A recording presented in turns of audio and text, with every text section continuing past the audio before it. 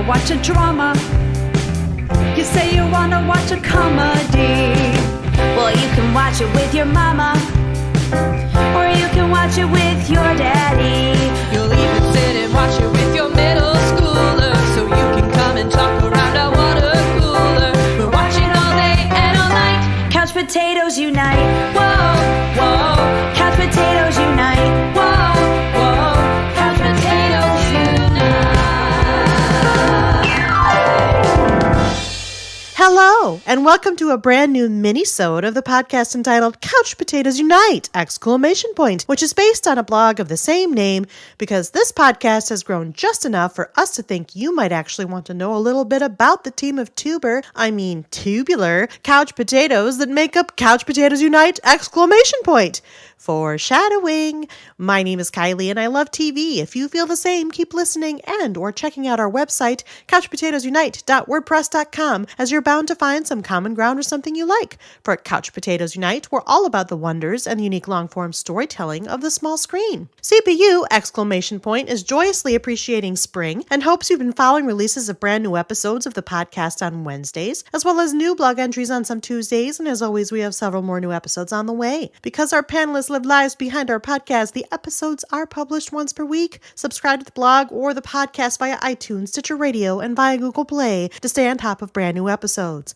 Episodes already published discuss a variety of shows around the water cooler, including, but not limited to, Game of Thrones, Broadchurch, Stranger Things, iZombie, The X-Files, Marvel's Agents of S.H.I.E.L.D., New Girl, The Originals, Supernatural, The Crown, Once Upon a Time, Will and Grace, Orange is the New Black, Unbreakable Kimmy Schmidt, and the Arrowverse on the CW, plus new episodes are in the works, including revisits for 13 Reasons Why, Grace and Frankie, Fuller House, American Horror Story, Doctor Who, a series of unfortunate events, The Good Place, Gotham, Schitt's Creek, Arrested Development, and the Marvel's Defenders panel will talk Season 2 of The Punisher. We'll be launching new panels covering Westworld, Jane the Virgin, The Americans, Riverdale, The Chilling Adventures of Sabrina, and Altered Carbon. And because we look back at shows now past, we'll be launching our Mega Star Trek retrospective into space, The Final Frontier, in the near future, and we'll take a smallish look back at a short-term show from some kind of yesteryear, namely Freaks and Geeks. By the way, did you know that CPU also from time to time goes live? We've been live from bunkers and comedy shows and Comic-Cons, and we just went live from Blue Bridge Games to take a shiny look back at Firefly. Plus, we're planning more live appearances and other cool stuff.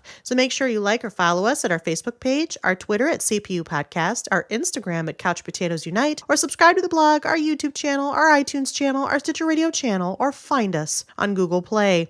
In the meantime, if you don't hear a show in this podcast format, fellow panelists and I still write reviews and we always seek new panelists. So if you have any interest in joining the discussion, say hello by finding us at any of those outlets I've mentioned. At the very least, stop by and leave us a thumbs up, comment, or review. We like feedback, and who knows, someday you could be part of our potato profiles too. To that end, Chief Couch Potato and main moderator Kylie here. Today we launch another new feature on CPU, exclamation point. Our humble little podcast from Grand Rapids, Michigan has been going for about 4 years, and as always, we will be covering many more shows and introducing many more panels as time progresses. Yet have you ever wondered who the people are behind the podcast? The first names and voices that you hear on our panels? Well, frequent panelist Sarah thought you might because she listens to lots of podcasts and enjoys hearing about the personalities behind those, and so she thought you might feel the same about the United Couch Potatoes. Though if it were up to her, we'd be untied couch potatoes, but that's a whole other podcast. To that end, today we begin a feature called On the Couch With, wherein you'll be learning a bit more about those of us here at Couch Potatoes Unite! Exclamation point. And as if you haven't heard enough of the first interview subject on the list, we kick this feature off with Sarah interviewing yours truly, the Chief Couch Potato, with some probing, meaty questions about my TV watching tastes. The interviewees in this feature do not receive the questions in advance. It's mostly spontaneous chatterboxing on the couch full of TV watchers, and we hope you enjoy it.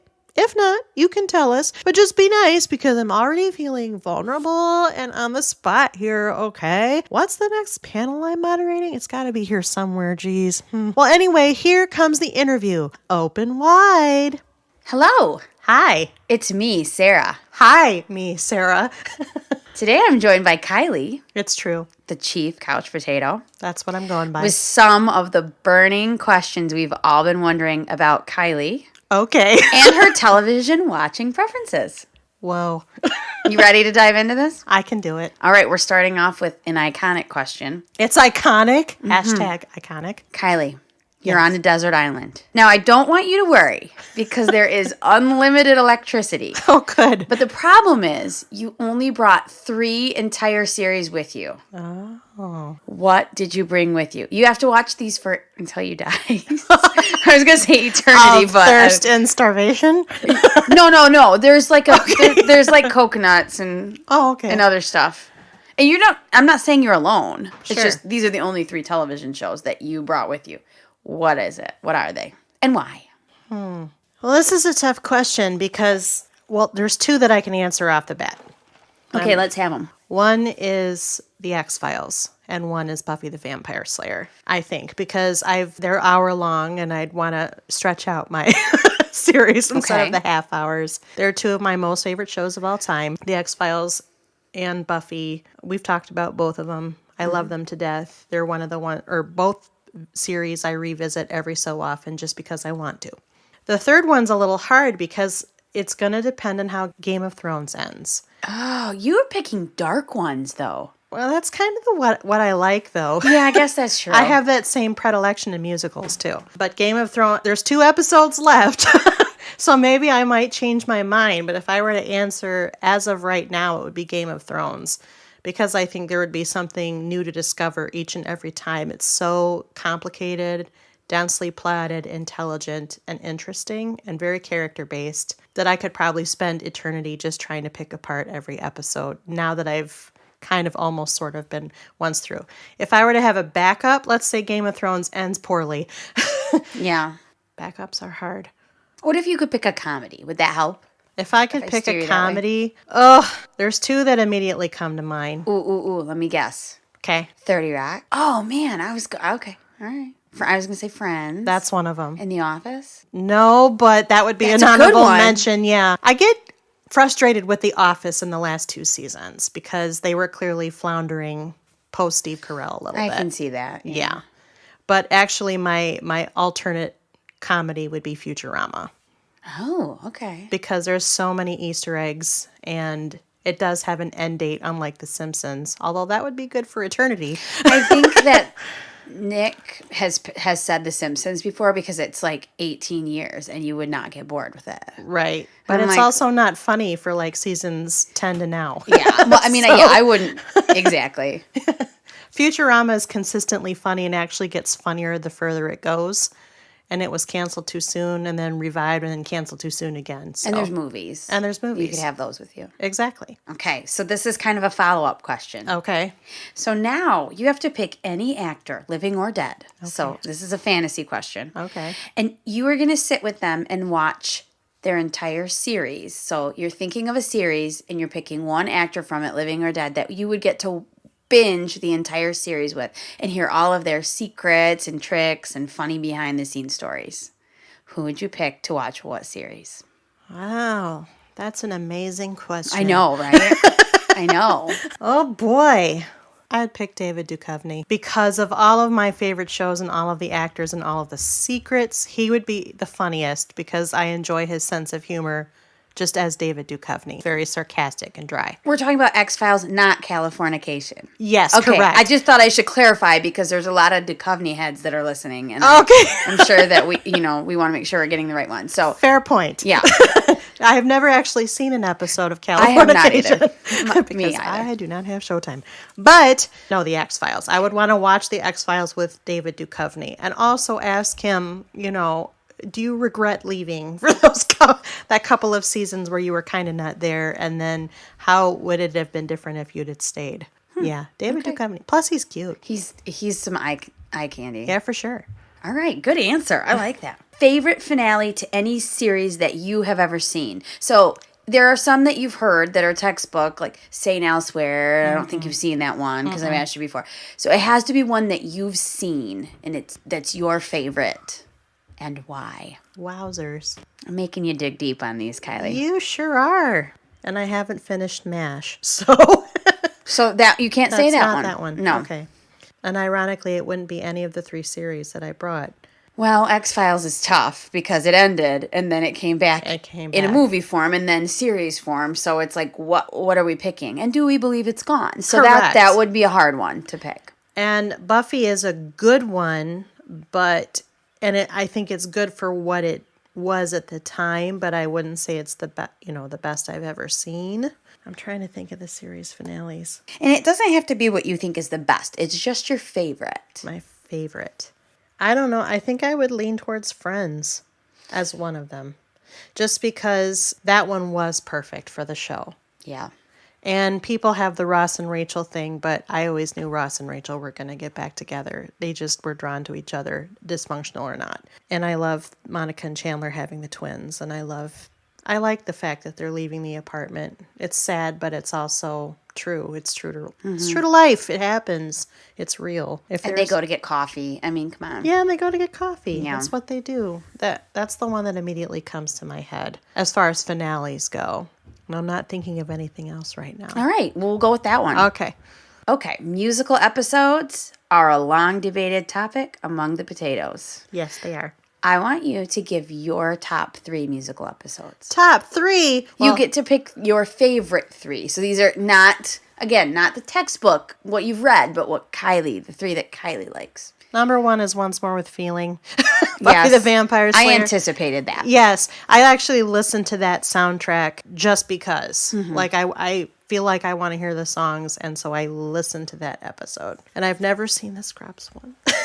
Yeah, we got to remedy that. Because I think you would really like that one. Probably I would. What are some other musical episodes? I'm having trouble thinking. Well, I don't watch Supernatural, but I really enjoy that. Oh yeah, that would be episode. number 2. That would be that's good, because that was laden with meta jokes, and it wasn't about any of the characters singing. It was a high school putting on the books. Like girls were playing boys. Yeah, girls were playing boys, Yeah. but there was a lot of really fun in-jokes, including BM,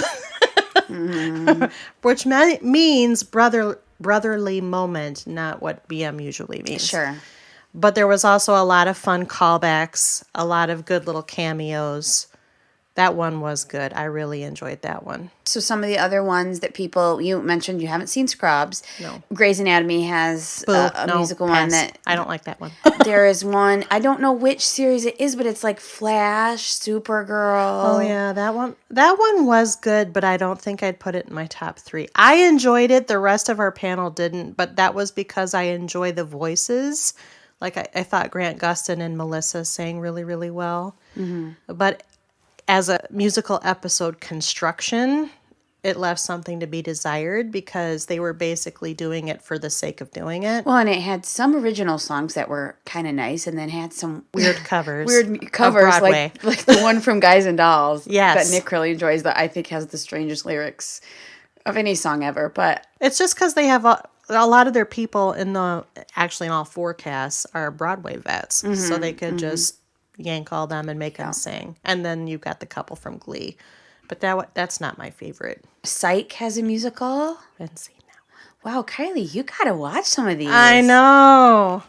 So we went with 2. We picking 2. I guess we're picking 2. Futurama has a... Oh, yeah, Futurama hat. Yeah. That one's okay. I guess that one. That 70s show has a not good one. I think, does Drew Carey have one, or do they just sing all the time? They just sing all the time. Yeah. Wow. Yeah. All right. Yeah. Sorry. No, that's okay. I just like so many of the ones that you were like meh on. So I know, I'm sorry. I really think if you watch the Scrubs one, that would probably skyrocket to your number 3. It's very good. I've heard that. Okay. Yeah. What do you think is the most boring or overrated show in recent history? Boring or overrated? See, usually I leave boring or overrated. Well, yes. And it's hard because there are so many that you probably haven't seen, but maybe that you've caught a couple episodes of and you're like, I just do not understand the hype behind this show. Archer is one. I'm probably going to hate mail. So many people find it funny. And there are voices in it. Jessica Walters, of course, from Arrested Development. But it's one of those shows that I've watched several episodes of, and I just don't laugh at it. And I don't know, it's not like it's so far out of my sense of humor. I don't know if it's the delivery or I don't know what it is. It doesn't resonate with me at all. So I've really struggled to go further in that one at all, frankly. That's one. I don't watch, period, any procedural TV like Law and Order, CSI. Bones? Did you watch Bones? I did watch Bones, but that's because that one had a gimmick and also had winning leads. And David Boreanaz. And David Boreanaz, exactly. So that one I did watch, but that one was a little bit different because she was a, whatever you call Anthropologist. that, forensic anthropologist, right? As opposed to a crime scene investigator / court officer who has to come in and solve a crime in an episode. I find anything that you have to solve a crime in an episode to be boring, and I don't typically watch it, even though I've seen episodes here and there of Law and Order or things like that. Also, anything under the Full House banner. Oh, yeah, I haven't even seen, I watched Full House when I was younger, but I didn't even watch Fuller House. I haven't. It's, I think, for a crowd that's slightly younger than me. I did watch Full House because it was on in our house when we were younger. My younger siblings, especially my sister, panelist Hillary, enjoyed Full House quite a bit. But it was always kind of borderline stupid, even when it was the original. When Fuller House came out, I had panelist interest, and that's why we have a panel. I don't moderate it. I refuse to watch it. I watched one episode. It was cringingly dumb to me, and I just didn't think I could, go further and even hope to be a moderator. And that's how actually we sprung new moderators from our core. Well, there you go. Yeah. For me, it's Veep. I've tried watching Veep and I just don't laugh at it and I don't get it. But I love the people. Yeah, I love the people. I haven't watched it. I've only seen bits of it because it usually precedes something else I want to watch on HBO. But it's one of those ones that I'll probably try to watch. I like political humor, but I don't know. I don't know. It's a highly rated, critically acclaimed TV show. I know. I just couldn't. I don't know why. Nick was with me. I'm going to be honest. We were like, we're done with this. Yeah. Okay. We're getting deep now. Oh, boy. Why do you so adore the television medium? And how do you see it changing with Netflix, Hulu, and other subscription-based services? Two-part question. I know. Deep. So, in case you haven't ascertained from other episodes we've recorded, I'm pretty Gen X, late Gen X. We did not have things like YouTubes and internets available to us as kids. No, we did not. So when you came home after school and you had your snack and you did your homework, what you did was you watched TV. I mean, that's just what you did. To me, it's comforting. I watched a lot of it. I was kind of a bookish young child. So I read books too, but I also watched TV. There wasn't as many options on back then, so I could fit. Yeah, that's why I watched Full House. There was nothing else to watch. Exactly. And you made appointments to watch things that you wanted to watch. Like, oh my gosh, I really want to watch The Wonder Years because The Wonder Years was on. I was totally into Kevin and Winnie. Yeah. So for me, a lot of it is comfort. But the other piece of it is, I think television, although not so much lately with the reboots and revivals, but at least up until the last couple of years, television was kind of the last vestige of originality. I think Hollywood is doing nothing but recycling right now, unless it's Oscar bait. And even some of that is recycled formula. And not all of it is so controversial by the time the awards come around. It doesn't even really, to me, hold a lot of historical legitimacy. Television has, by virtue of the fact that there are other places like HBO and Showtime and Starz, but also cable and streaming, I think that the growing competition has forced all of the different networks and channels to essentially up their game. Yeah. And as a result, TV's kind of going through a renaissance. And I really like the idea. I consider myself sort of an amateur writer, and I really like the idea of developing characters and storylines over a longer period where there actually has to be some concerted effort toward planning and mapping out what that continuity looks like, what those character arcs look like. It's, to me, I think kind of them solving a puzzle and us reacting to what they put together. And I think that's fascinating. It's also a whole segment of the industry that has its own ins and outs, and I follow a lot of it because I kind of have to, producing this podcast, but I've always kind of been interested in that side of it. And so it's interesting to me how they develop TV, market TV, pilot TV, order the episodes, base it on ratings, then things that used to be considered well rated because they've had tens and tens of millions of viewers are now, you don't see that kind of viewership on TV shows anymore because there's so many options out there. So now going to the second part of the question with the Netflixes and the Hulus and the Amazons and the others that are coming up. Oh, they're all coming now. I know. It's practically cable redone. It kind of feels that way. It a little does. bit. And I got to tell you, people, if you're listening, that I'm only going to have a certain of them at a time, and I'm going to be opting in and out of them because I'm not paying for, I mean, this was the whole point of cutting the cord, which I did. But I feel like with those, there's a couple of different movements or changes that have happened in the TV industry, I guess, and even with my own personal viewing habits. With the streamers, I think, again, it's forced all of the other companies and networks and stations and corporations to rethink how they deliver their TV in order to get a piece of that pie. Also, the streamers have created the art of binging, which was not something you did on regular TV. And I think binging, I think people prefer to be able to choose the show that they want to watch and then watch however much they want to watch of it at one sitting, and then fit it in the next time when they can fit it in the next time. And I think that's almost been a pioneering shift for pop culture ever since Netflix started streaming originals and then the other ones followed behind them. Why I love it, there's so much out there. It's gotten really good. Some of it's not good, but I don't watch that stuff. 40 new Christmas Hallmark movies.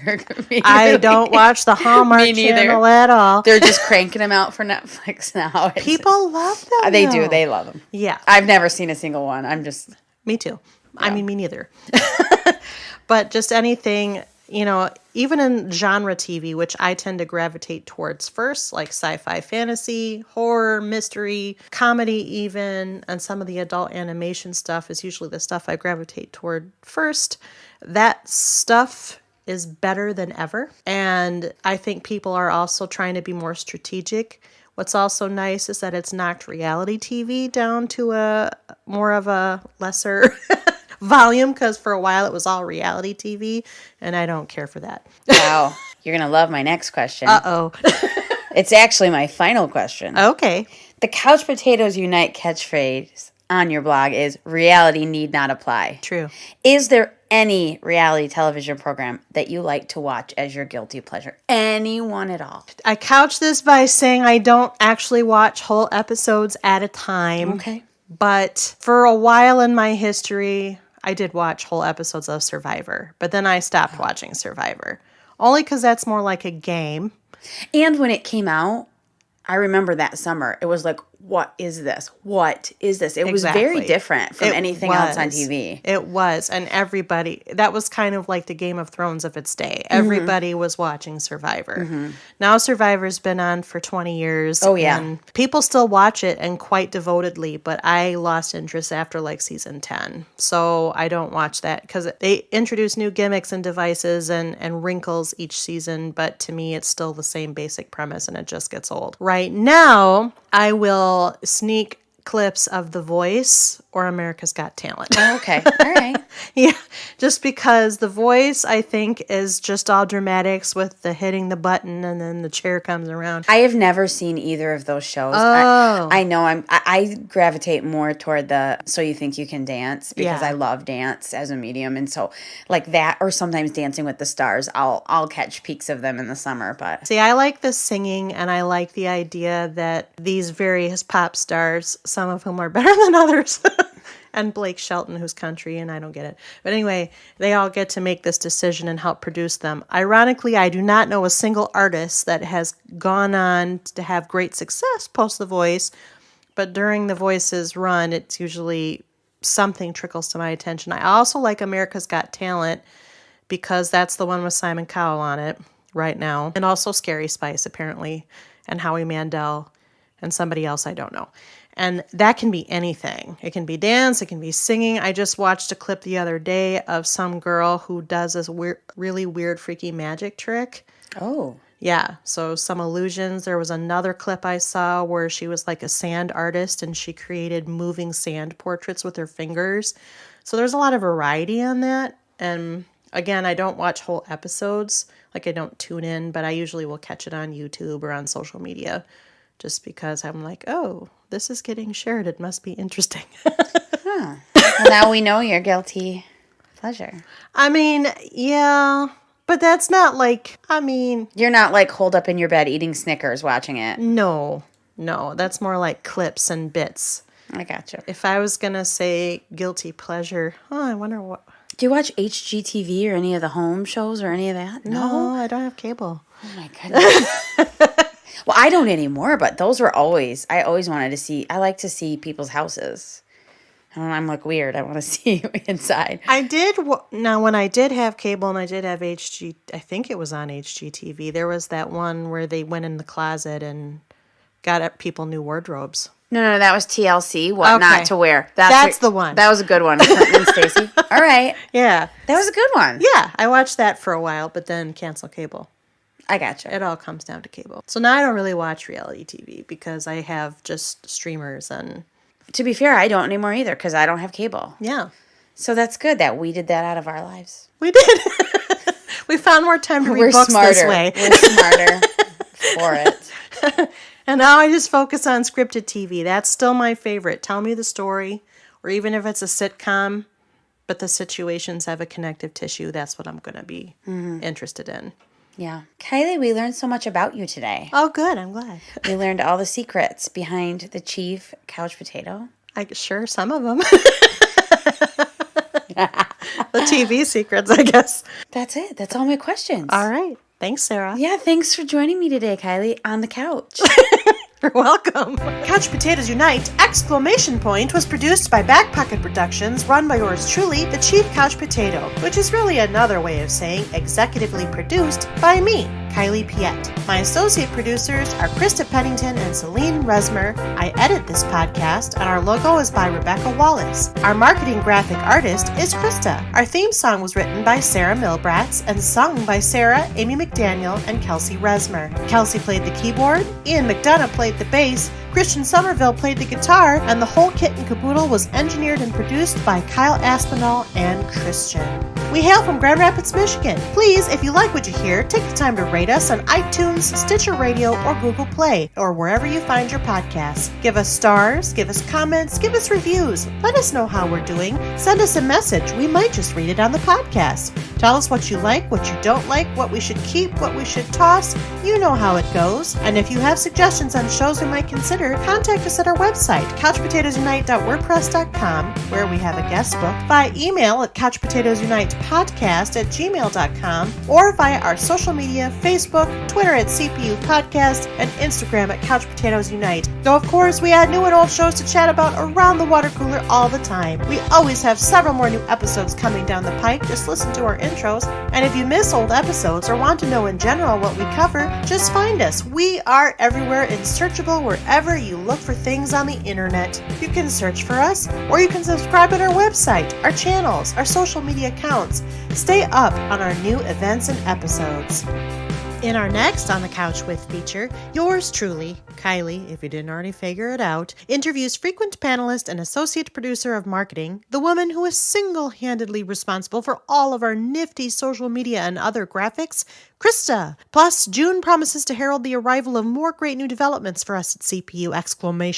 Some of them we've already teased, a TV trivia night, a gigantic Star Trek-themed series, and our panel roster is changing as longtime shows end and new shows are selected by panelists for water cooler waxing. Also, you may already have noticed that our voices are constantly changing. That's because our panels are comprised of viewers like you, and as we start the summer, you'll be hearing some brand new voices in addition to all of your favorites who've been around for a while. If you like to talk about TV too, let us know. You could be one of our panelists. Contact us at our Facebook page, our Twitter at CPU Podcast, or our Instagram at Couch Potatoes Unite, or send us an email at couchpotatoesunitepodcast@gmail.com. You can also suggest shows for us to cover. We take your suggestions to heart as we're a podcast by the people, for the people. We are United Couch Potatoes after all, or untied as some people might have you believe. In the meantime, CPU! continues to expand in other ways. Stay tuned as we roll out some of these new developments. Plus, you should be aware that new episodes of Couch Potatoes Unite will return with regular water cooler episodes on May 29th. Our new episodes will no doubt feature any of the following: 13 Reasons Why, Season 2, a series of unfortunate events looking back at Season 3 and the whole show, Fuller House Season 4, and all of your favorite summer panels will be reconvening around the water cooler soon, including the DCTU panel, the Supernatural panel, and the American Horror Story panel. So until next episode, new episodes published every Wednesday. Keep listening, keep watching, stay tuned. Bye-bye.